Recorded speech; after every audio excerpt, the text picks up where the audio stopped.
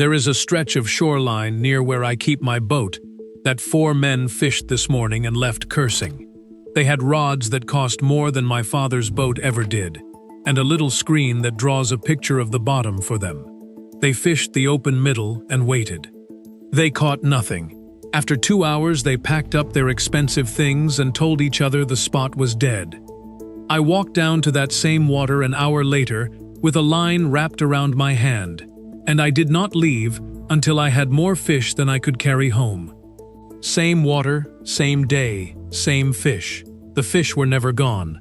Those 4 men simply could not see where the fish were sitting, and not one of the things they paid for could tell them. My name is Mateo Reyes. My people are the Bajau. We are born on the water, and most of us die on it. And in the years between, we do one thing better than anyone who has ever lived. We take fish from the sea with almost nothing in our hands. No engine, no rod, no reel, no screen that beeps at us. I have never once owned a machine that tells me where a fish is hiding, and I have not walked home empty-handed in more years than I can count. I am going to show you how to walk up to any piece of water, a lake, a river, a canal, the edge of the sea, and know, before you make a single cast, where every fish in that spot is sitting, and how to take them out one after another. No boat, no sonar, nothing you have to buy. And then I am going to tell you the part that should trouble you, which is that the people who sell fishing gear have known for 50 years that this is a skill and not a purchase. And they have spent every one of those years making sure you believe the opposite. Because a man who can read water does not come crawling back to the shop every spring for a better screen. His eyes already do what their machine does, and they never need a battery. None of what I am about to show you came from me being clever. It came from 1,000 years of my people going hungry when they got it wrong, and from my grandfather, who put every piece of it into my hands and made me repeat it back until I had it right. When I finally understood that almost nobody outside my people would ever be taught any of this, I wrote it all down. Every bait, every knot, every way of reading the water, into one book, and it sits at meteorize.com. The book is the long version. This video is 1 page of it. If you want it, it is there. I will not speak of it again. Let me start with the one thing almost every person on a bank gets wrong. Because if you do not fix this, nothing else I tell you will help you. Fish are not spread out.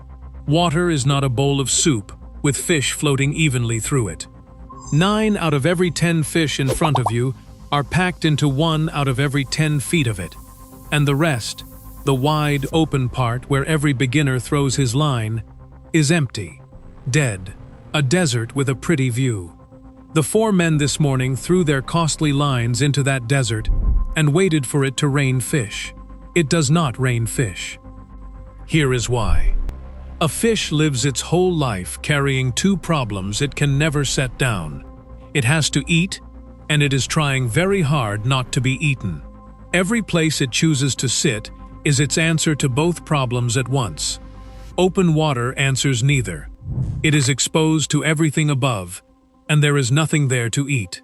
So a fish does not live there. It crosses that water quickly and gets out. If you are fishing the open middle of your spot, you are fishing the hallway. Nobody lives in the hallway. Where a fish wants to sit is an edge.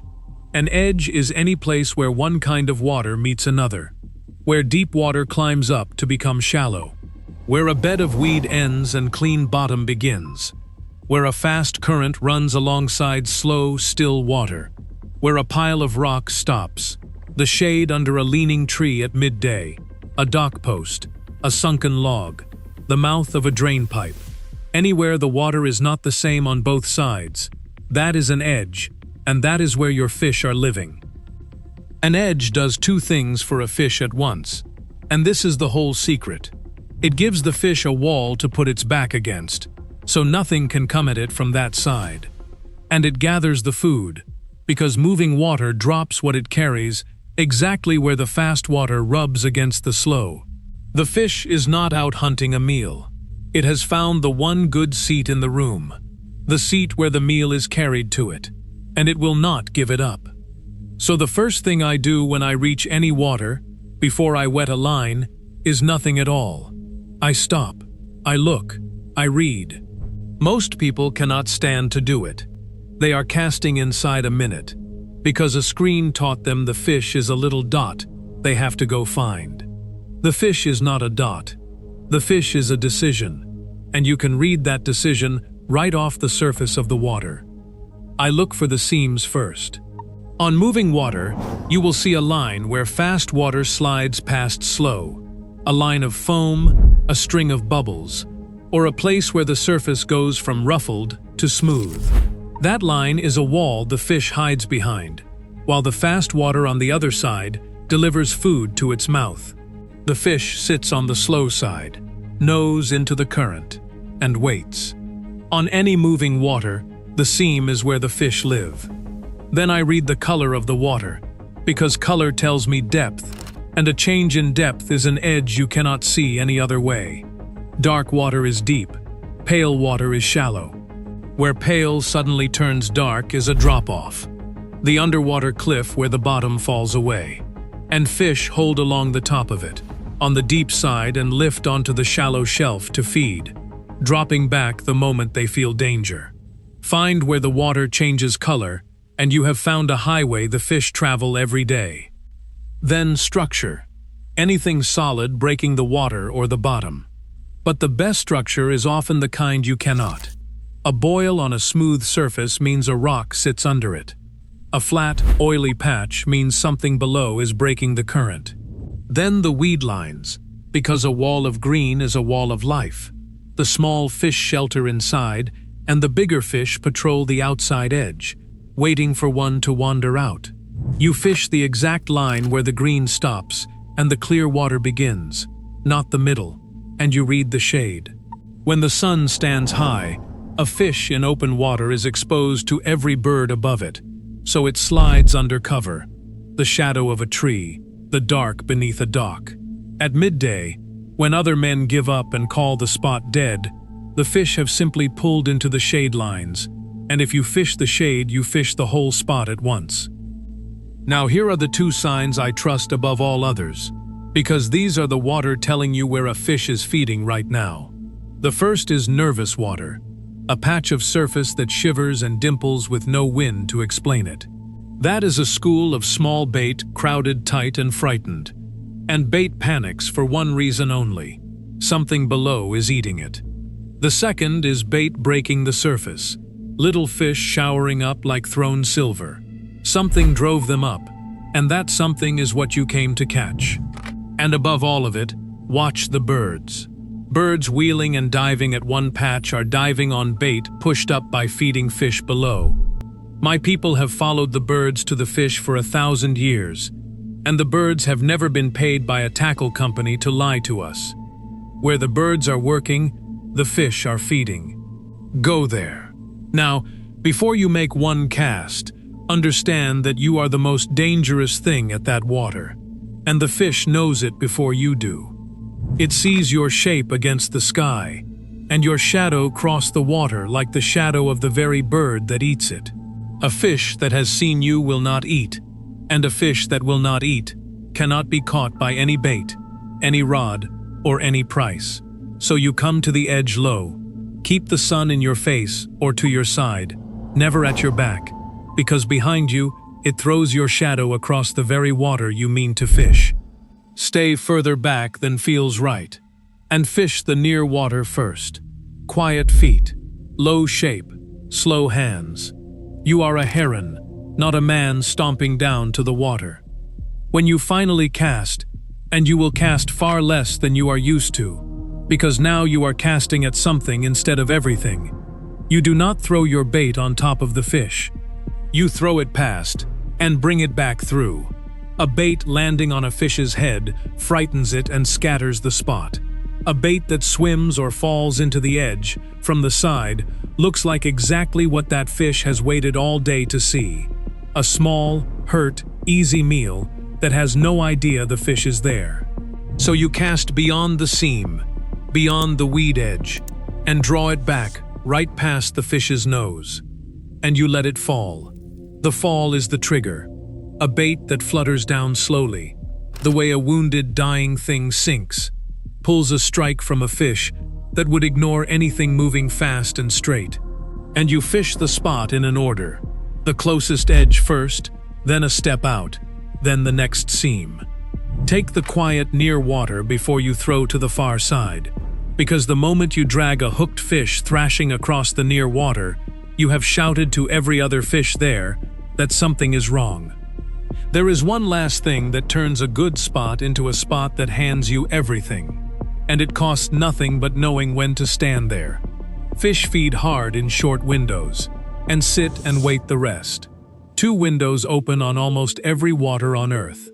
The first is the change of light, the hour the sun comes up and the hour it goes down. In that low light, the hunting fish grow bold and feed, and a spot that gave you nothing at noon will boil with fish at dusk. The second is the change of the water itself. On the sea, that is the turning of the tide, the moment the dead slack water starts to move again. Moving water feeds fish. Dead slack water starves them. A fish comes alive the instant the water runs, because running water is a table being set. Learn the tide of your water and the hour of your light, and you will stand on the bank at the exact moment the whole spot wakes up at once. None of this did I read in a book. My grandfather put it into my hands the way his grandfather put it into his. When your family eats only what your own hand can take, you learn to read the water, or you go hungry, and hunger is the finest teacher there has ever been. Understand what the screen took from the men who bought it. A man who fishes by a screen learns nothing, and the day the battery dies he is a beginner again, standing helpless on water full of fish. He rented the water, 1 battery at a time.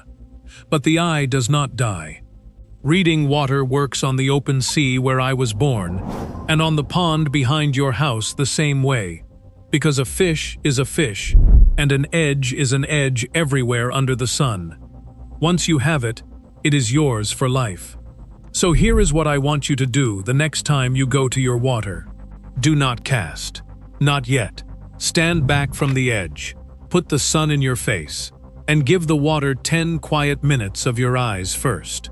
Find the seams and the edges, where deep turns to shallow, where weed meets clean bottom, where the current breaks around a rock. Find the shade. Watch for the nervous water, the flash of bait, and the bird sitting where no bird sits, unless there is something beneath it. Then make your first cast, past the nearest edge, never on top of it, and let it fall. Fish the near water before the far, and the quiet before you make noise, and stand on that bank at the change of the light or the turn of the tide. Do that, and the water you have been calling dead will hand you fish until your arms are tired, and you will not have spent 1 coin to make it happen. Tell me in the comments below where you fish and what your water is like. The lake, the river, the piece of shore you keep going back to. I read every one of these, and I will tell you which edge you have been walking straight past. If this helped you see the water differently, follow along. I put up the old ways every week. No gear anyone paid me to sell you. Nothing between you and the fish but what my people learned over 1,000 years. Next time, I am going to show you the bait my grandfather made from 3 things you can find in your own kitchen tonight. A bait that pulls fish from farther than you would believe, costs almost nothing, and that no shop will ever sell you, because there is no way to fold it into a package and charge you for it. Until then, read the water before you fish it. The fish were always there. Now you know where to look.